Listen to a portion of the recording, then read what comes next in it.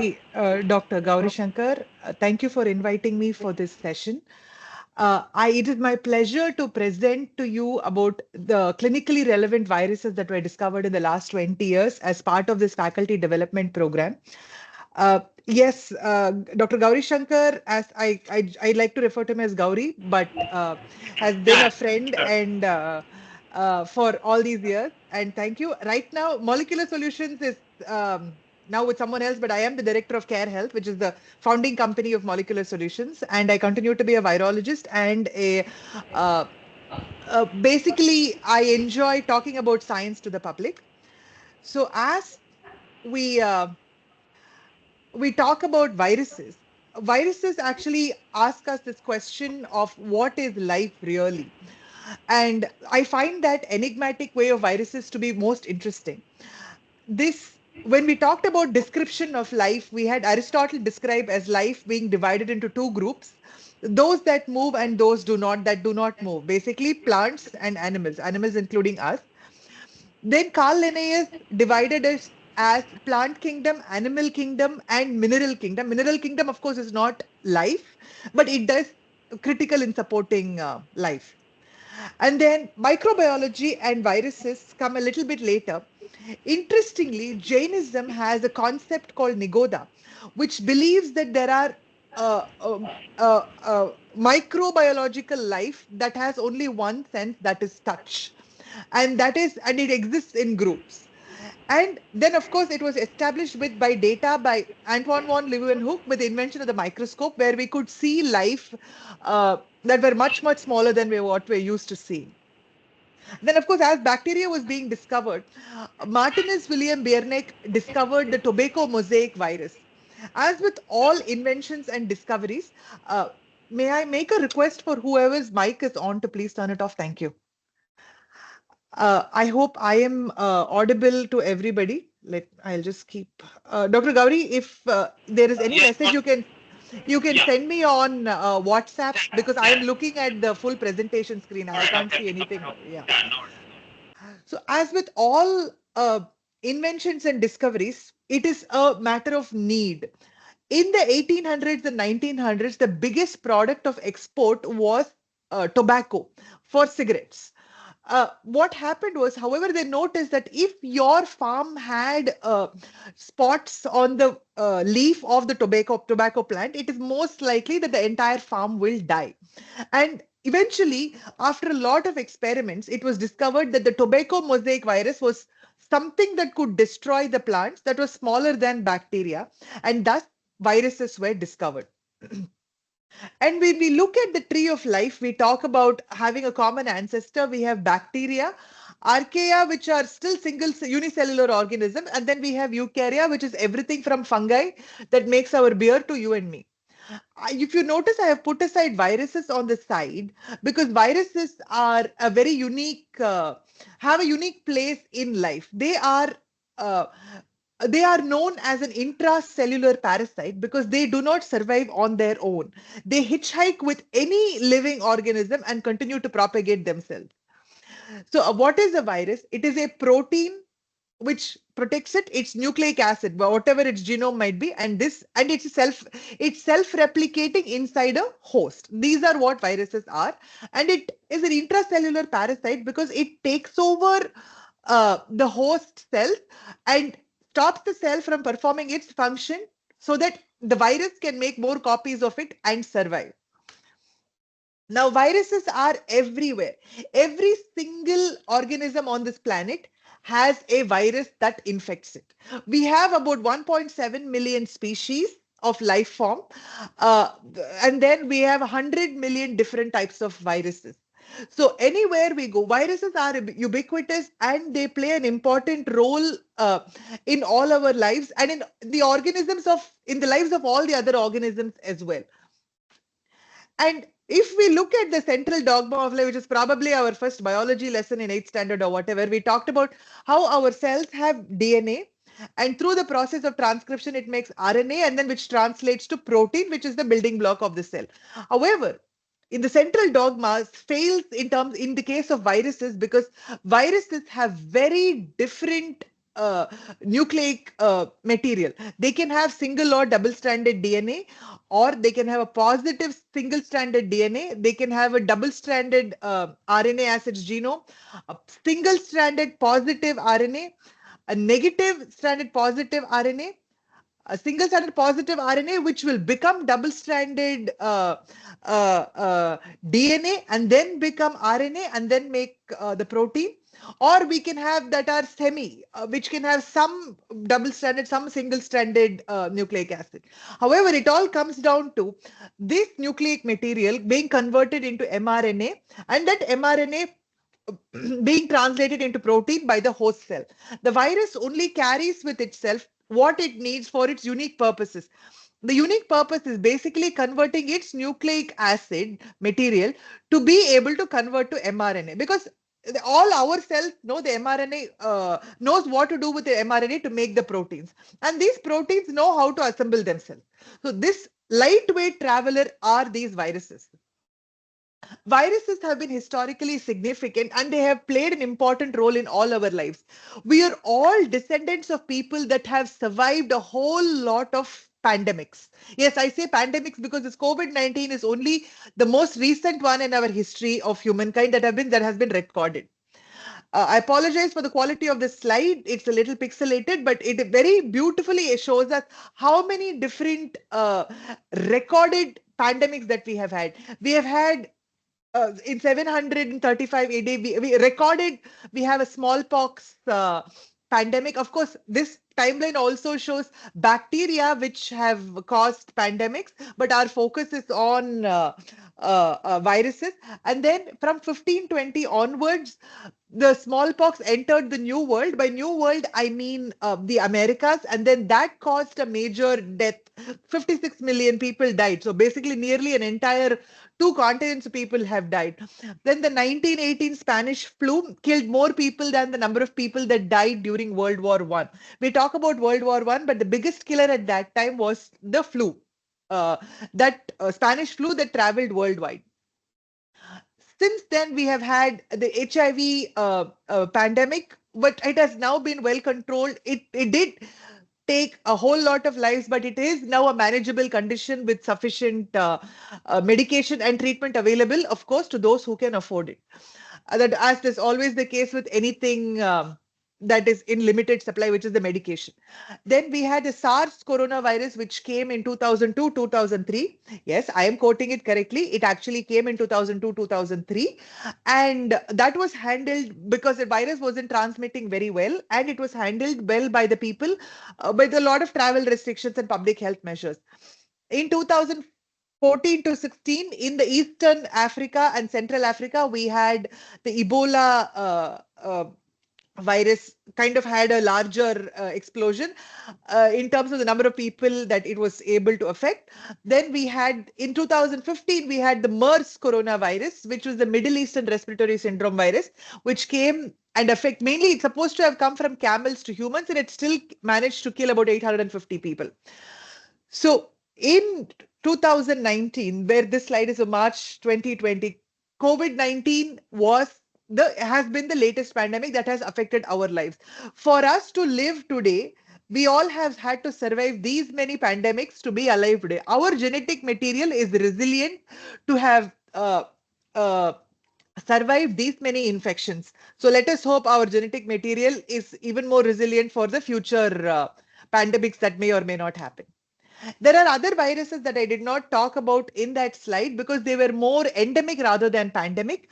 The Spanish flu we talked about, HIV we talked about. Polio virus pretty much has been endemic throughout the world because of how it would survive in water and then reinfect people. And at no point could you eliminate it. However, we have made near eradication related success with consistent vaccination and awareness.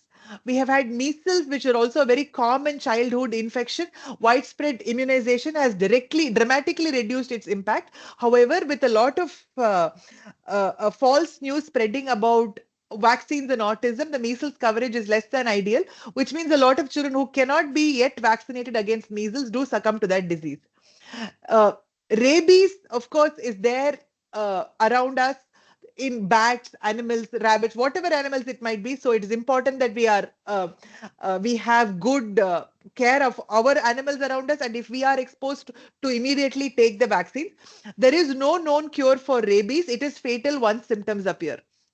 Then the other set of viruses that we have are the hepatitis viruses. Depending on the type of virus we have, there are some vaccines and treatments that are available. Then we have dengue, which affects dengue initially started off in South America, and then it has spread worldwide because of the uh, prevalence of mosquitoes worldwide. And then we have, of course, Zika virus, which is a scary virus because it doesn't give you very great symptoms. But if a pregnant woman, if a woman who's pregnant gets infected with Zika virus, the fetus will be directly affected. And even adults who have a slightly suppressed immune system will get a Guillain-Barré syndrome, which there are two ways. Either the person recovers from it or they go into an irreversible coma. In the last, say, 20 years or so, we have had, these are the most clinically relevant, significant viruses that have emerged. And or some of these we know, some of these we don't. Interestingly, a lot of these viruses, which I'll go through in detail, have been coronaviruses. Now, is there a worldwide plot to producing more coronaviruses? No. Coronaviruses are actually a well-known family of viruses that were initially identified in animals, and 1 in 3 common cold is actually caused by a coronavirus. So let me go through in detail about each of these different viruses that have been discovered in the last 20 years or so. We have the Oropoche virus, which is an emerging arbovirus threat. Arbovirus meaning that it is a arthropod-borne virus or an insect-borne virus. It can cause a dengue-like illness in South America and the Caribbean. This is an RNA virus, and a lot of these pandemics are generally caused by these RNA viruses because RNA is, as you know, intrinsically less stable molecule than DNA, which means that it can mutate easily. This mutation, while allowing it to survive, also allows it to change form and infect newer hosts. So this virus was initially identified in South America and the Caribbean, and just like dengue, it also has the potential to become potential to be transmitted worldwide, because we have midges, which are those tiny flies, or secondary vector is mosquito. So we can have, this can go ahead and become a global problem. In Brazil, over 500,000 cases have been reported since the 1960s. In the local region, there are smaller outbreaks, which are generally self-limiting, because of most arbovirus infections are self-limiting.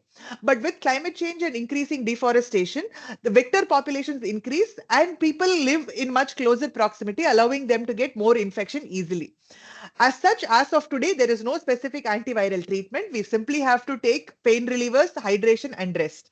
The only possible way to prevention is using insecticide treated nets and avoiding insect breeding site. As of now, no vaccine is available. Then we have the wetland virus. This was discovered from one person who visited a wetland in Inner Mongolia in northeastern China. This is also an RNA virus. This is a tick-borne virus. Ticks are those little bugs that are generally present on animal, they hide on animal furs. While they may be irritating to our pets, they also can carry severe infections, like something like wetland virus. So this virus, for the most part,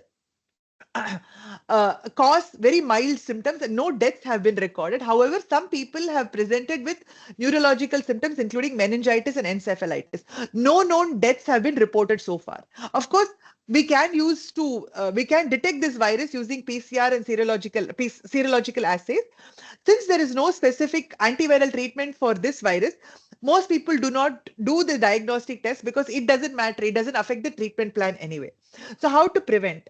You again, of course, this may not be applicable to all of us, but it is important to protect us from tick bites itself, because they can cause, ticks can cause and transmit a lot of other infections as well. We also need to have a robust public health surveillance program and implement timely interventions, like creating a barrier between people interacting with areas that have high population of ticks. Then we have the human Boca virus. This is a non-enveloped single-stranded DNA genome virus. This is a respiratory virus, and this virus is can transmit easily between people because, as you know, the only requirement for acquiring a respiratory disease is the ability to breathe in and out, which all of us need to have to stay alive. There is no intermediate vector that is needed. It affects especially children under 2 years of age, and it typically causes a upper respiratory infection. They can sometimes cause severe asthma-like symptoms or gastrointestinal symptoms, but that is again very typical of any of your respiratory diseases. As such, there is no diagnosis particularly for this because there is no specific treatment for human Boca virus as well, based solely on the symptoms, because the treatment again does not depend on what virus is causing the infection. As such, there is no vaccination for this virus today. Severe cases of respiratory distress have been reported, and some people are at a higher risk of complications based on their underlying conditions. Uh, so this human Boca virus is actually pretty common worldwide. It is quite likely that you and I have had a human Boca virus infection this past year itself. It does circulate year round, but as with all respiratory infections, it is more prevalent during winter months.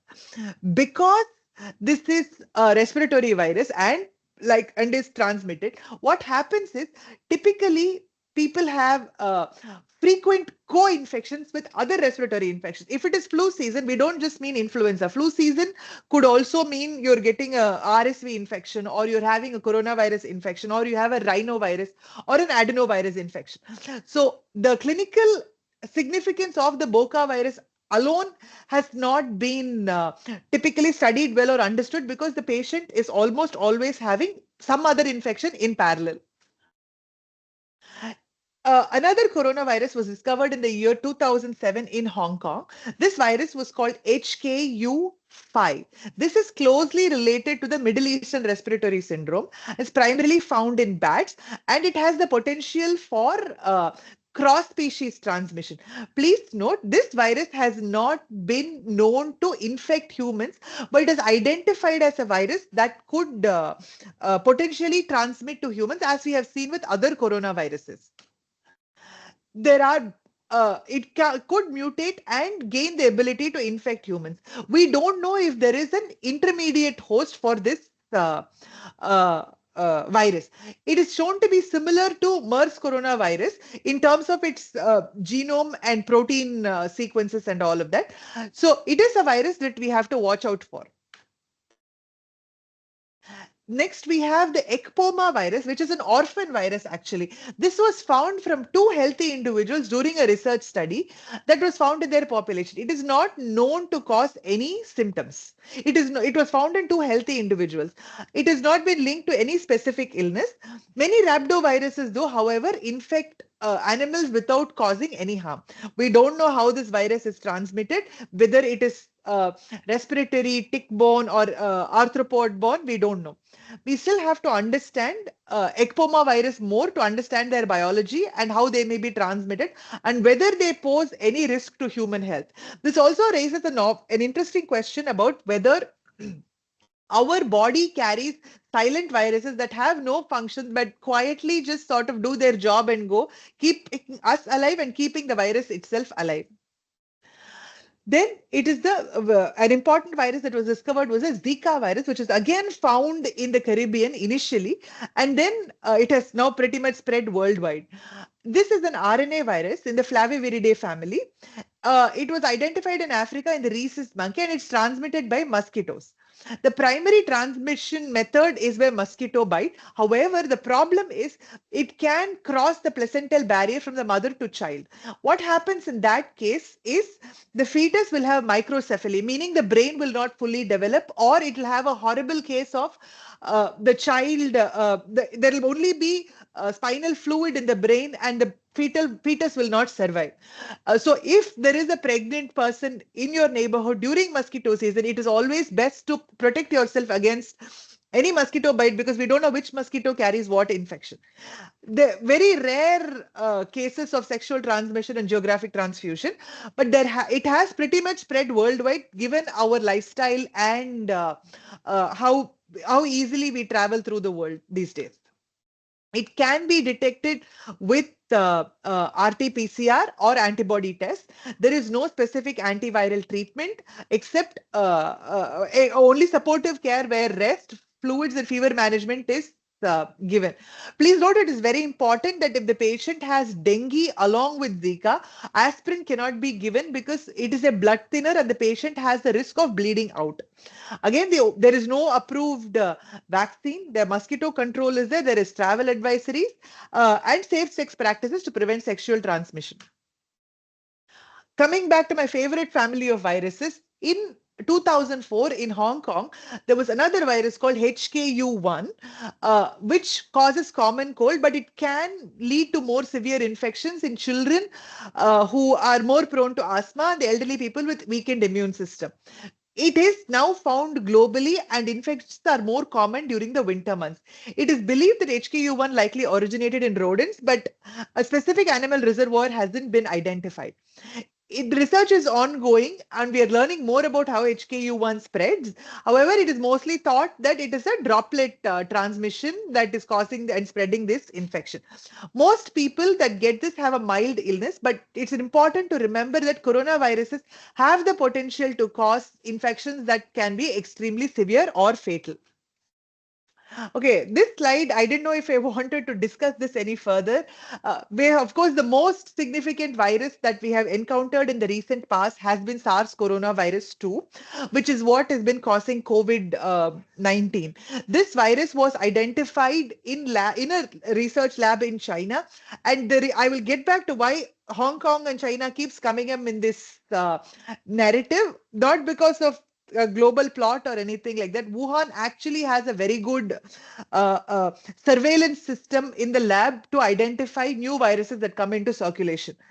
So if you have any questions about SARS coronavirus 2, I'll be happy to answer it later in the end. But I think all of us have enough information about this virus that we can move on further.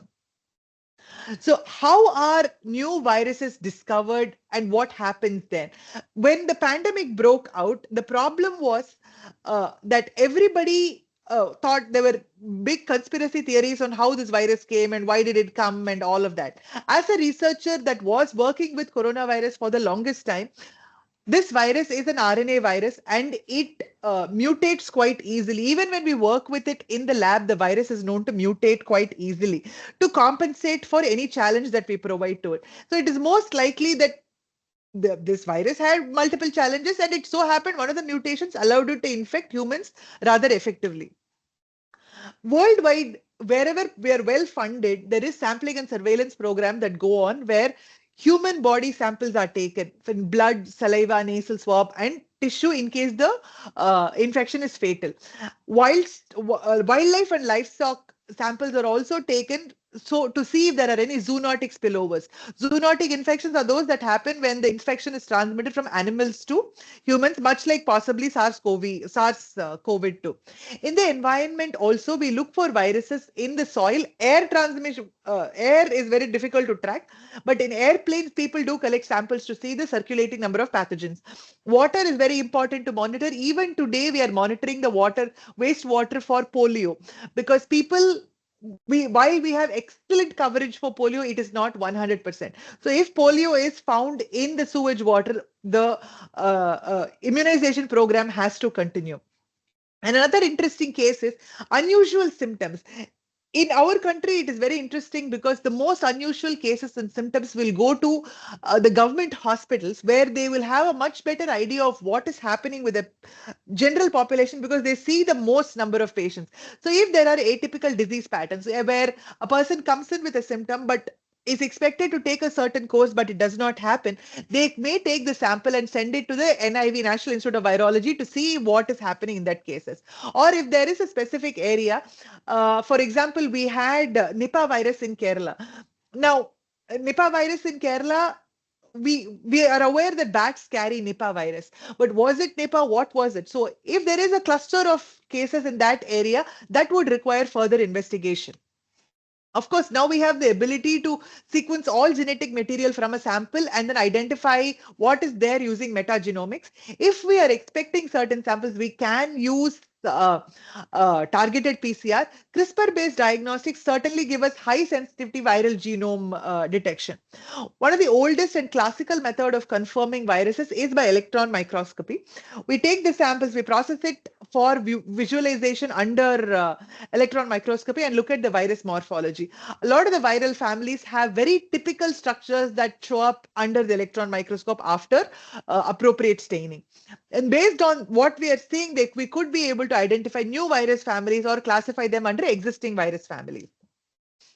The next one, which is done in larger populations, we do look for detecting, we take blood sample, and then we use those antibodies against various known pathogens and see if we are able to get anything. If we are able to find antibodies that do not bind to any known pathogens, then it's probably a new virus that may be present. There can be antibody cross-reactivity because the virus might look like something familiar to the body, but it may not be. But it would be something new.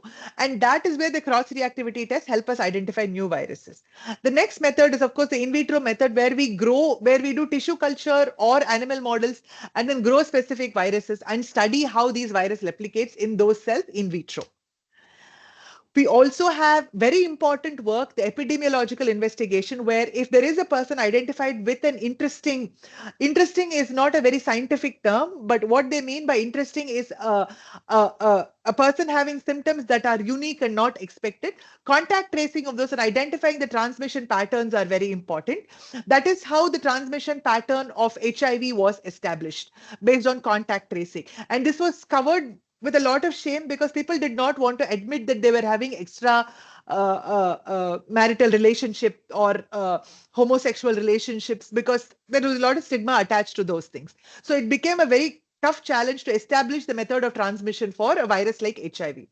And again, the contact transmission helps us with understanding if there has been a zoonotic spillover or not. Once we have a lot of the data, now we have the ability to do the comparative genomics to the known viruses, and then we may be able to classify these viruses. And AI and machine learning is certainly giving us large data sets to study against these anomalies. And if there are enough anomalies, it will most likely direct us towards a new virus. Then we have the Sentinel program, which are globally government-funded programs that monitor human, animal, and the environment for various viruses or various pathogens. And we also have global initiatives like Predict, WHO, Global Virome Project, where we identify samples. Samples are sent from various places and are tested on a regular basis and recorded to see if any of these viruses that have been tested are novel or of clinical or economical significance. Accidental discoveries, of course, are always the case. Most of microbiology has been accidental discoveries, and we can also look at ancient samples which could be having viruses. Of course, we are looking at only the nucleic acid material, which will be preserved through time. We can have unexplained epidemics, which we are not sure what is causing. But as we are using more and more tools to discover new viruses, this will be less and less frequent in the future. We also have specialized teams who are trained by the CDC and WHO that go to places that have clusters of outbreaks and collect samples from various possible sources there and test to see where this virus may have originated from. Now, what are the challenges in virus discovery? This is a very interesting question because we know what we know, but do we know what we do not know? Asymptomatic infections are those that cause no symptoms. Those ladies that were found to be carrying the ecpoma virus had no idea that they had any infection. It so happened that they were part of some study and they were able to identify the virus in their bloodstream. So how do you identify a virus that causes no symptoms? Because there is no reason to look for it.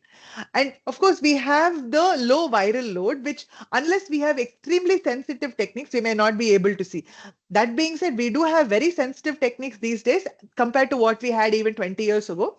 And then if the virus has a large number of hosts, for example, coronavirus have a large number of hosts, so we don't know which host from where we got the virus transmitted from. So it complicates the contact tracing and surveillance efforts.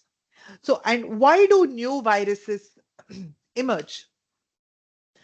Viruses like to evolve with us, just like we evolve from a single-celled organism to what we are today, to sentient beings that we are today. Viruses are able to evolve at any challenge that is thrown at them. Then what happens? Then what happens then is that they don't have too many complications. They can make large copies of themselves. They don't expend any energy. If at all worst thing that will happen, they will kill the host, and they are able to survive under a lot of stresses that are laid on them.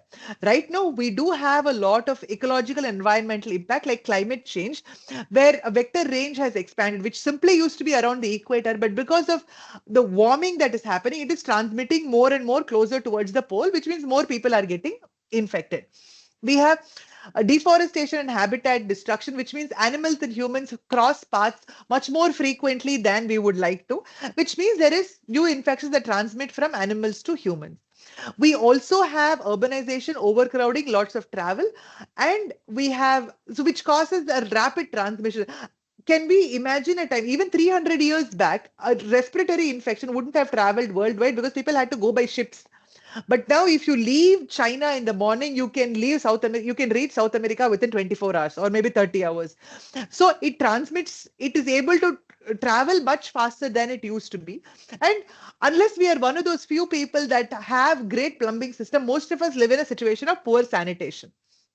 The viral mutation and evolution is a side effect of how this survival of the fittest, and rapid mutation or antigenic shift will cause the virus to take on different forms that may evolve into a new virus.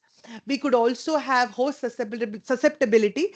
Hosts with a weakened immune system actually allow the virus to mutate some more, because that body is not putting that much pressure on it. The virus can explore different ways in which it can grow and survive better, which could also cause a cross species transmission. Now, when two or three different types of viruses infect a host, for example, in the case of influenza, which happens very commonly, there is a potential of more virulent strain. We also have a very robust and illegal wildlife trade and wet market that is happening. There is a global trade, which we talked about, and the travel. We also have factory farming and agriculture, because the whole concept of having small farms is now leaving and giving way to huge farms, where if one chicken is infected, 100,000 chicken have to be killed. So they could cause a much bigger rate of mutation in these bigger farms than it would in a small farm.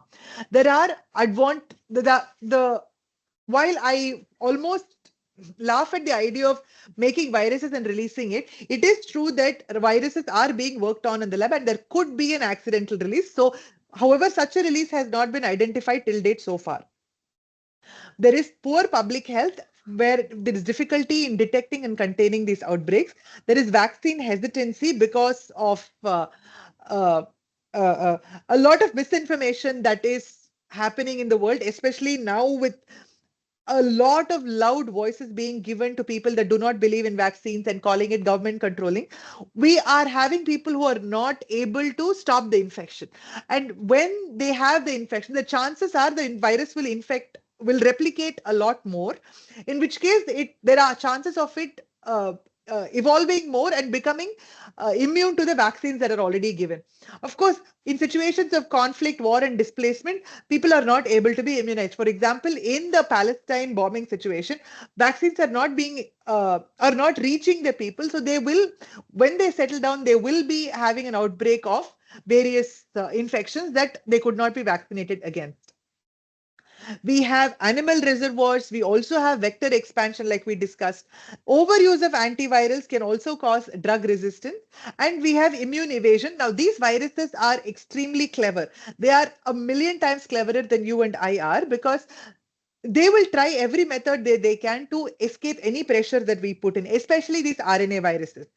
Now, the unknown and re-emerging viruses could be due to poor vaccination coverage. And we also don't know what viruses are there in the permafrost that has been staying frozen for, I don't even know, a few thousand years in the poles. So we don't know what viruses are there. And all of us will be immune naive to those, which means it puts us at risk for any of these unknown viruses. How do we predict and prevent the emergence of novel viruses? We do have viral surveillance worldwide in animals, in wildlife, livestock, humans, wastewater, and all of that through various programs. There are websites and people that do a lot of work in using NGS, AI modeling, and virus evolution tracking.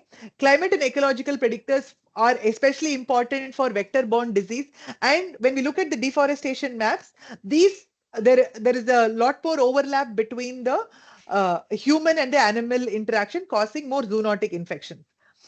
How do we prevent it? We have to have a one health approach where we integrate human health with animal health and environmental health and biosafety.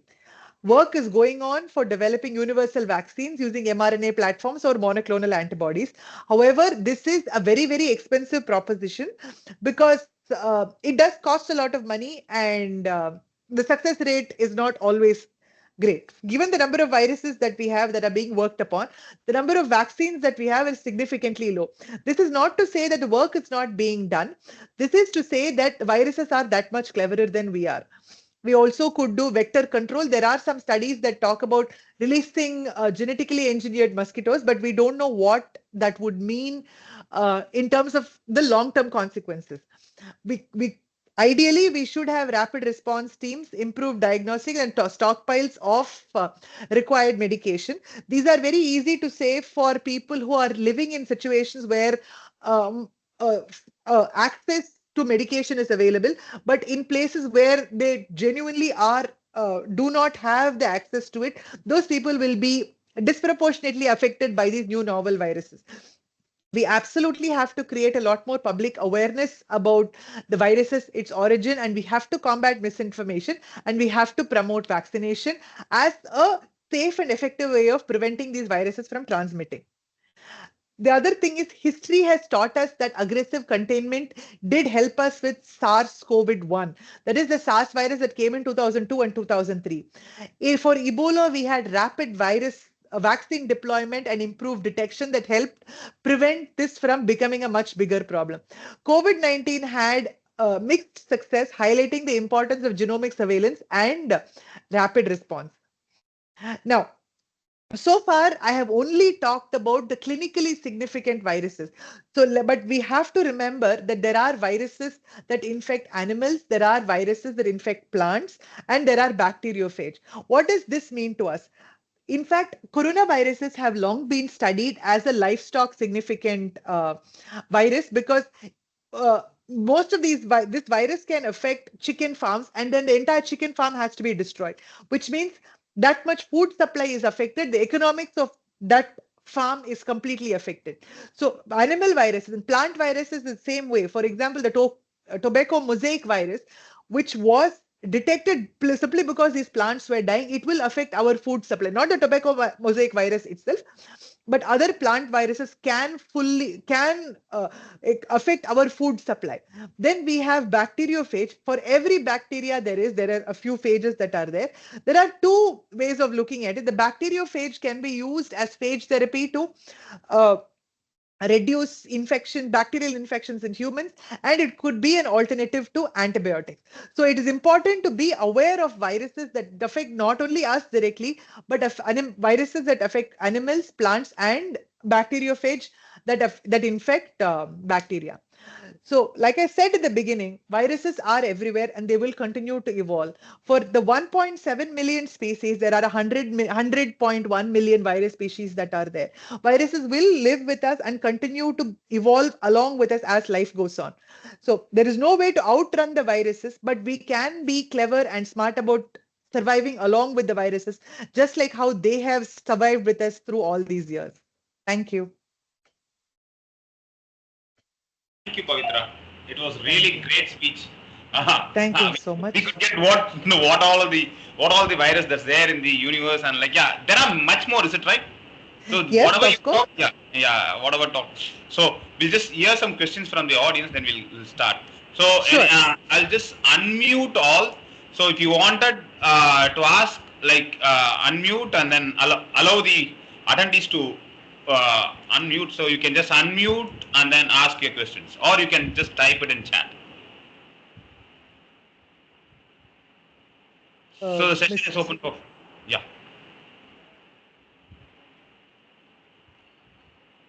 So Kumarvel, yeah, you can just. Hello. Good evening, Dr. Pavithra. I'm also from CDT, just your junior. So it was great listening to your talk. I didn't know that there are this many viruses. So my question is specifically on the applications related to viruses. There is CRISPR-Cas9 system that was first identified as an immune system, but against virus in bacteria. So do we have any such immune system that has been identified, and can we take advantage of those systems in humans besides bacterial-based systems, microbial systems? So, Phase therapy is one that you mentioned. Yeah, so yeah. oh, that is a very Hello. interesting question. Am I audible? Yeah, I am. Yeah. Thank you for Yeah. asking You. this Yeah. question. So the bacteria has everything it needs in that one cell itself. So it has to have a very robust immune system, immune response for infections. However, we are multicellular organisms that have intrinsic individual cells immune system, but it also has a much larger supportive network of cells that help it survive an infection. So the simple answer to your question of is there an equivalent to the CRISPR system in our cells? No. Okay. All right. But are there any possibility to engineer one maybe in future? I have no idea, because that would involve engineering the human immune system. But Yeah, exactly. if it's larger than a virus, I don't like to know too much about it.